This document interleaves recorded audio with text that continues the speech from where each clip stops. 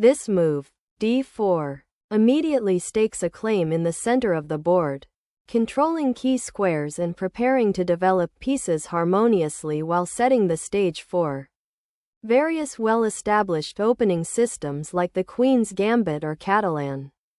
By mirroring White's central pawn move, Black immediately stakes a claim in the center and prepares to develop pieces harmoniously. This move develops a minor piece towards the center, preparing for castling and controlling key central squares, which is a fundamental principle in opening play.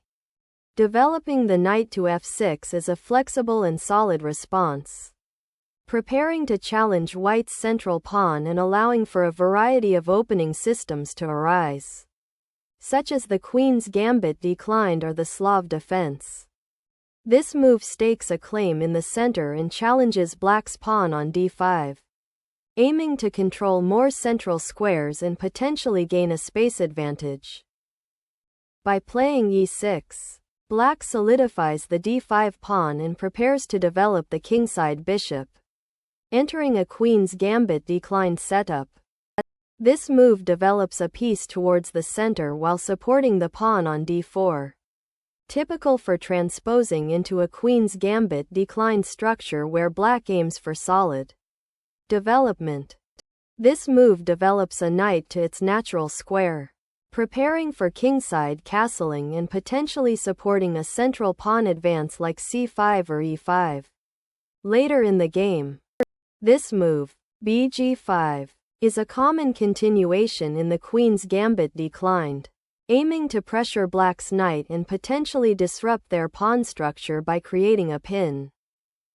This move, developing the bishop to e7, is a standard defensive maneuver in many Queen's pawn openings, often seen in the Queen's Indian defense or Catalan structures, preparing for castling and solidifying the kingside. This move prepares to castle kingside and develops the bishop to a more passive diagonal, aiming for a solid Queen's Gambit declined structure while keeping options open. This move establishes a solid pawn triangle of d5, e6, and c6, reinforcing the d5 pawn and preparing to develop the Queen's bishop to d6 or e7, a common theme in Queen's Gambit declined structures. This move prepares to castle kingside, while also reinforcing the d4 pawn and potentially eyeing the h7 square if Black advances there. G-pawn later. This move abandons the central tension, entering a Queen's Gambit declined Catalan variation where Black aims for rapid development and eventual queenside counterplay by accepting an immediate pawn. This recapture resolves the tension in the center and prepares to develop the Queen's bishop, aiming to complete White's kingside development. This move initiates Black's central pawn advance, aiming to gain space on the queenside and challenge White's central control, typical of certain Catalan variations. This move reinforces the bishop's position on the active diagonal and prepares for kingside castling while maintaining central tension. This move is a standard defensive maneuver in many Queen's pawn openings, preparing to solidify the queenside pawn structure and prevent White from gaining space with b4. This move aggressively stakes a claim in the center, challenging Black's queenside expansion and preparing to develop the kingside pieces further. This move immediately challenges White's central pawn majority and aims to open the e-file for potential piece activity. This move resolves the central tension, opening lines for piece activity and preparing to recapture the pawn on e5 with either the queen or knight, aiming to gain a central pawn majority. This move initiates a bold tactical sequence, aiming to disrupt White's pawn center by attacking the knight on f3 and threatening a discovered attack on the bishop on d3 if White captures on e5. This move repositions the bishop to a more active diagonal, defending the e5 pawn while preparing to potentially support a kingside pawn advance or exploit the dark squares around black's king. This move brings the bishop to an active diagonal, challenging white's central control and preparing to potentially castle queenside or support a further queenside pawn advance. Castling kingside brings the king to safety and activates the rook on h1, preparing for central play and a potential pawn storm. This move prepares to challenge white's central pawn on e5 by bringing the queen to a more active square, also supporting potential pawn advances on the queenside. This move prepares to challenge black's central control and potentially attack the c-file, while also supporting a future queenside pawn advance. This move initiates a bold pawn sacrifice to gain crucial time for piece development and potentially open lines against white's king, seeking to exploit the uncastled nature of black's king. This move repositions the bishop to a more active diagonal, supporting the central pawn push and preparing to contest the important d5 square. This pawn capture simplifies the center and prepares to recapture with the knight, opening lines for development and challenging white's central control. This pawn thrust aims to challenge black's advanced bishop and gain space on the queenside, potentially preparing to exploit the weakened light squares after the bishop is forced to retreat. The bishop retreats to a7, defending the c5 square and preparing to potentially redeploy to b6 or c5 to pressure white's queenside pawns, aiming to untangle black's slightly cramped position. This exchange sacrificially wins a pawn by disrupting black's queenside pawn structure, creating immediate tactical complications and opening lines for white's pieces. This capture opens up the a-file for your rook and creates an immediate tactical threat against white's queen and knight. This move, nxb5, exploits the overloaded defender on a7 and wins a pawn by attacking the bishop and the b5 pawn simultaneously. This move recaptures the pawn but allows white to consolidate their initiative with a strong central pawn and an active bishop pair. This knight check forces black's king to move, allowing white to consolidate after the exchange sacrifice and regain material advantage, or even launch a decisive attack. The king is now exposed after the rook sacrifice and tactical exchanges, forcing a defensive retreat to safeguard the monarch from immediate checks. This move sacrifices a rook to disrupt black's king safety and open up the c-file for white's remaining rook, creating significant attacking chances against the vulnerable black monarch. Black reinforces the d6 pawn, preparing to recapture the sacrificed bishop and challenge white's aggressive piece play on the queenside. This move activates the bishop on h4, putting pressure on black's queenside structure and preparing to exploit the weakened light squares. Following black's pawn sacrifice, this move repositions the queen to a more active square, preparing to contest the open c-file and potentially support pawn advances while evading further attacks. This exchange is a sharp deviation from common queen's gambit declined lines, with white capturing the knight on c8 sacrificing material to disrupt black's coordination and open the c-file for the rook.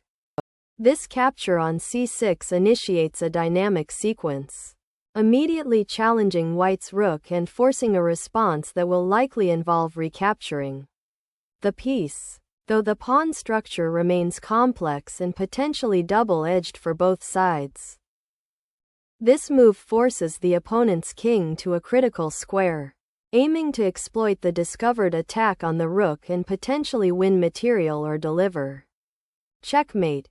Black must now prevent mate on f7 by developing the king's knight to a crucial defensive square, a necessity arising from white's forcing sequence of checks and sacrifices.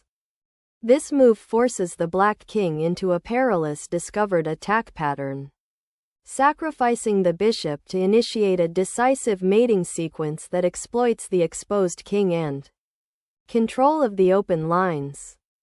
The king must escape the mating net. Moving to f7 is the only way to avoid immediate checkmate and maintain some defensive counterplay.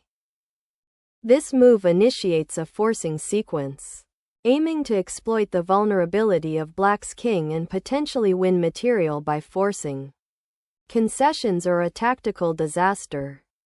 This move attempts to escape the immediate checks and consolidate the king. Although the king remains very exposed to further tactical threats due to the open nature of the position and white's powerful pieces. This move seeks to exploit the vulnerable position of the black king by initiating a knight sacrifice to disrupt black's defenses and force a decisive checkmate sequence. The king is forced into a dangerous diagonal, exposing it to further checks and potentially allowing white to consolidate their material advantage with tactical threats. This move wins material by exploiting the discovered attack on the black queen and knight, while simultaneously clearing the way for your rook to join the attack on the kingside. Black recaptures the rook, regaining material equality after white's aggressive king hunt, and now must carefully consolidate their position and address the exposed nature of their king. This aggressive knight sacrifice opens the g-file for your rook and forces black's king into a perilous position, aiming to exploit the king's exposed status for a decisive attack. The king continues its desperate flight, seeking sanctuary from white's aggressive piece play and king hunt. But the lack of safe squares and white's active pieces makes survival increasingly precarious. This knight sacrifice on f5 forces the black king into a dangerous central location, creating mating threats and aiming to exploit the exposed position after the subsequent recapture. The king continues its desperate flight, but the persistent harassment by white's knights and bishop severely limits its options and leaves it exposed to further attacks. This move intends to drive the black knight away from the vital f5 square, preparing to recapture the knight on g7 and simplify the position while retaining an attacking advantage. This move attempts to regroup the knight from its exposed position, but it sacrifices the initiative and allows white to continue their attack on the kingside with impunity. This pawn capture on g4 is a necessary continuation of white's mating attack, forcing the black king into a desperate flight pattern and clearing the way for the knight to deliver the final blow. The king's desperate flight across the board has culminated in a forced capture, and white's king hunt, while incredibly complex, has now entered its final, decisive phase. This move aims to simplify the position by exchanging pieces after a successful tactical sequence that exploited black's exposed king and doubled pawns, leading to a material advantage for white. Black recaptures the rook, aiming to consolidate the material disadvantage, although white maintains a strong initiative with an active rook and bishop. This move prepares to create a passed pawn on the queenside, aiming to exploit the open files and potentially create mating threats. This move repositions the rook to an active open file, aiming to pressure white's weakened kingside and potentially create counterplay against the exposed king.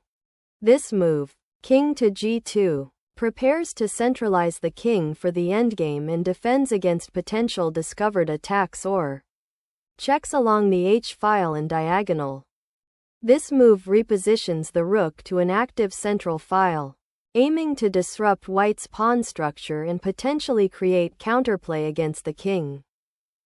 This move aims to secure the passed pawn on a7, creating a new threat and potentially freeing up the rook to support its advance. This move brings the knight back into the game to defend the pawn on c8 and contest the open c-file. This knight move forces the black king to a less safe square and prepares to recapture the lost Rook. After a complex tactical sequence that resulted in material imbalances, the king's position remains precarious. Continuing to centralize and support the remaining pieces is key, even if it exposes the king further. This pawn push aims to disrupt black's knight coordination and potentially create a passed pawn on the queenside, forcing black to commit their pieces defensively.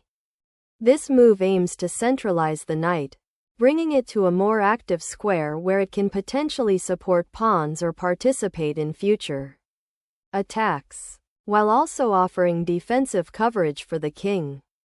This move prepares to consolidate the knight, potentially repositioning it to a more active square like g3 or f4 to support attacks against black's king or defend key squares.